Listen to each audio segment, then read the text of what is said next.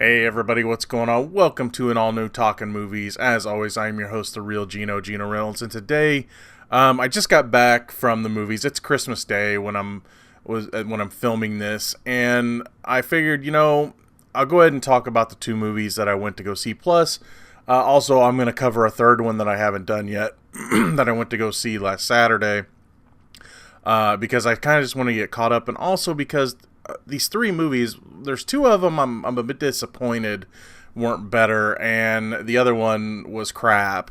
So I figured I'd just get them all the way, then maybe I can have a little more time to do some other stuff, including other work and just anything I want to do. And I will warn you, there's probably going to be some spoilers in these movies. Two of them are technically based on true stories, and the other one is supposed to be based on a classic literature hero, but yeah, it wasn't, and it wasn't supposed to be. We'll get to it here in a minute. So we got a bit of a triple feature review here for you. The first movie I want to talk about is Mary, Queen of Scots. This is about Mary Stuart's attempt to overthrow her cousin Elizabeth I, who's Queen of England, and all the years and problems that arose from that, including her own death. And I will have to say this, I didn't know much about this story, but it's one of those movies where you know how it's going to end because, well, they tell you right at the first. It's kind of those, well, you know how it's going to end, but here's the journey. I thought that the performances in this movie were good. It's definitely Oscar bait, though. That was one of my biggest problem with it, is they got some decent talent behind the movie. First is the lead, and of course, I have to look up the SNL monologue to learn how to pronounce her name every time she's in a movie. Saoirse Ronan. She plays Mary Stuart, and she does a fine job, and she's a really good actress. Margot Robbie's in this. She plays Queen Elizabeth I. She's going into one of those roles where they have to make her look ugly, and again, she's very talented. She does a good job. There's also David Tennant's in this movie. Guy Pearce is in this movie. David Tennant, by the way, a little scary in this movie. He's one of the big wigs of the Protestant church, and he's just got this big beard, and he's just mean all the time, and he's really good. So the performances are fine. It's just, my biggest issue with this movie is that it just felt like it was going through the motions. It's like, here's the bits and pieces of the history, here we go, and she's dead. So that's just was my biggest issue with the movie, is that it just felt like it was just telling you all the pieces, and it just didn't. It wasn't surprising, especially since I told you how it's going to end. There was some good scenes, especially when Mary Stuart and Elizabeth finally meet, because they've never met until like near the end of the movie.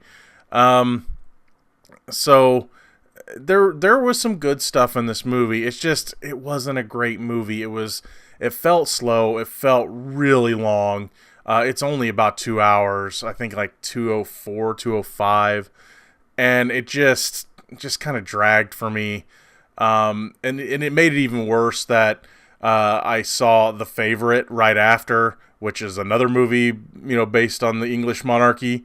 Which, by the way, see that movie. If you want to hear my thoughts on that movie, I'll put a link in the description below to Brad and I's review of that. And I'd say if you're going to pick one, definitely pick The Favorite. It's a way better movie. This one is fine. If you want to see it, there's no reason to go rush to the theater to see it. It's definitely a rental at best. I would probably not watch it again. Though I found some things interesting about it, it didn't wow me, and it definitely felt like a lot of either the people that are making the movie just wanted these high caliber actors because they thought it would be a big Oscar film, or some of the actors might have chose it because they thought it was going to be a big Oscar film for them. And it's just not. Again, good performances, but the story itself is somewhat interesting. The execution, just kind of slow and boring. So that's going to do it for Mary, Queen of Scots. And I'm definitely not going to spend a lot of time on this next movie. Holmes and Watson. The best way to put this is, okay, Christmas Day is a perfect day for this movie to come out. Because, Jesus. This movie, okay, I knew it was going to be bad. I was hoping I was going to be wrong. I knew it was going to be bad. And I know critics don't give comedies a chance. I like good comedy. I know good comedy. This is not good comedy. This is two buddies that wanted to get together and make a movie and just said, let's do it. This is basically a parody of Sherlock Holmes. That's the best way to put it. Okay. This movie's jokes, they're just stupid and silly, and not the good kind of stupid and silly. I know it's stupid and silly. You want that to be a comedy. No, this is just stupid stuff. It's a good comedy, especially if you're doing something out of the now. You take what you have from the era you're in and make it work. Well, when they're throwing, okay, for example, there's multiple Donald Trump jokes, and you know what? I don't like Donald Trump, but don't get me wrong, I don't like any politicians, to be honest, but they had this thing, like one example they had where Sherlock Holmes trying to find a hat. He doesn't have his famous hat. And one of the hats he has is a red hat that says "Make England Great Again." Ha! Ha! Ha! And then there's a couple other things about, well, I could never imagine an entertainer making it into leadership and all. And it's basically talking about Trump. It's just too forceful, and just the jokes aren't funny. Nothing is funny in this movie. I didn't crack a smile one time.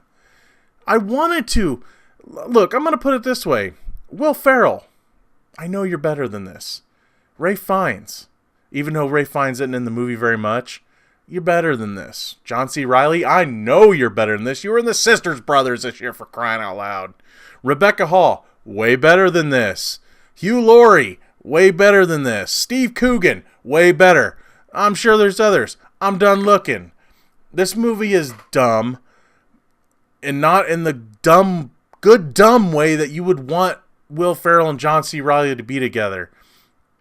And it's just, this movie was even more frustrating than I thought it was going to be. I thought it was going to be bad, but damn is it bad. It is so bad. This is not even a rental. This is one of those you'll be asking for your money back on Netflix if you watch it on there. It's just, I don't, this is, oh God, it's just bad. The movie's dumb. If you enjoy it, good for you, but come on, you know there's better comedy out there. Man, this movie's terrible. And, I mean, what's funny about this, though, and I didn't know this till I went into this next movie, this movie was produced by the Gary Sanchez production company, and which is at least partially owned by Will Ferrell. I don't know if he's the head or whatever, but I know he's involved. Well, the next movie I'm going to talk about, Vice, is also produced by Gary Sanchez. And this is basically the true story about Dick Cheney and his rise to power and everything. Okay, this movie even admits at the first, it said, this is based on a true story, but since Dick Cheney is so secretive, we tried. Okay, this is a movie that, okay, best way to explain this movie, okay, you have a nail and a board, okay, and you need to nail the nail into the board, okay. You put the nail on the board, and then you pick up a sledgehammer and hammer it in. And you keep hammering until you nail the nail all the way through the board, until it goes into the table, through the table. You bust the table in half, drive the nail into the floor, and you keep swinging until it hits the core of the earth. That's how just over the head, punching yourself. It punches you in the head like that. That's the kind of movie this is, trying to get its message across. Now, one thing I did like about the movie is that it almost treated Dick Cheney like this was an origin story for a supervillain, right? He's behind everything. He's the man behind the curtain. He's the end-all be-all of evil, and he might be. I don't know. I don't know the guy. But it hammers it home way too hard.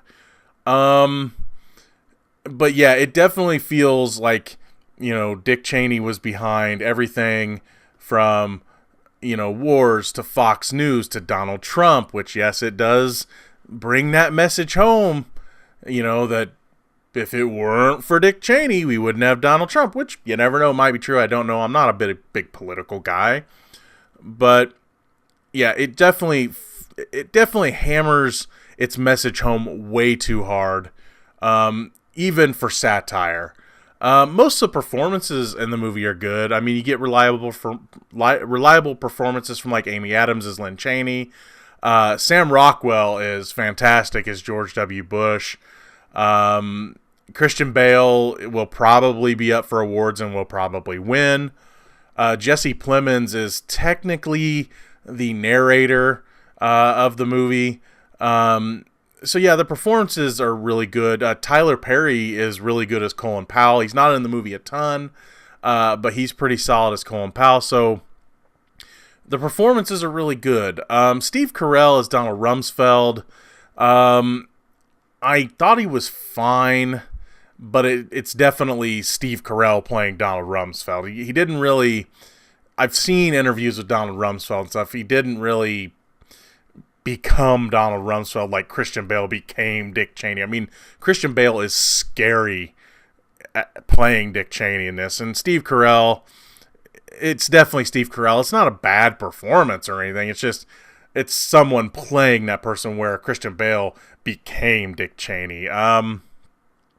So yeah, the movie itself, if it wouldn't have hammered itself home so hard, it probably would have been a lot better. But it's just like continually punching you in the face. Sometimes it's effective, sometimes it's not. It's not a great movie. I enjoyed it. I probably wouldn't watch it again. One thing I kind of would have liked to have seen it do, and it did it at the end, Christian Bale basically goes all Frank Underwood from House of Cards at the end of this movie. It's like, you needed me in that office. You needed me to... or you could even say a version of Jack Nicholson from A Few Good Men. You want me on that wall. You need me on that wall. It's how he gave this end... spiel to the audience saying, this is what you needed, and now you say poo-poo because I did it. I would have liked to have seen him break the fourth wall more. I think that would have been even more fantastic. But they just did it at the end. So yeah, this movie is basically the creation of the supervillain that is Dick Cheney. Basically, it's saying it's the journey of an asshole that ends with him being the world's biggest asshole. That's kind of how the movie goes. So that was my experience. The second two movies were my experience on Christmas at the movie theaters. Vice, if you're going to see any of those three that I'm talking about today, Vice is the one to see, followed by Mary Queen of Scots, and just take the bullet instead of going to see Holmes and Watson. Anyway, that's going to do it all for this edition of Talkin' Movies. If you like what you've heard here, please subscribe to the Real Geno YouTube channel. Like this video, and if you have anything to say about either or any of these movies, please feel free to leave a comment in the section below. As always, I am your host, the Real Geno Reynolds. See you later.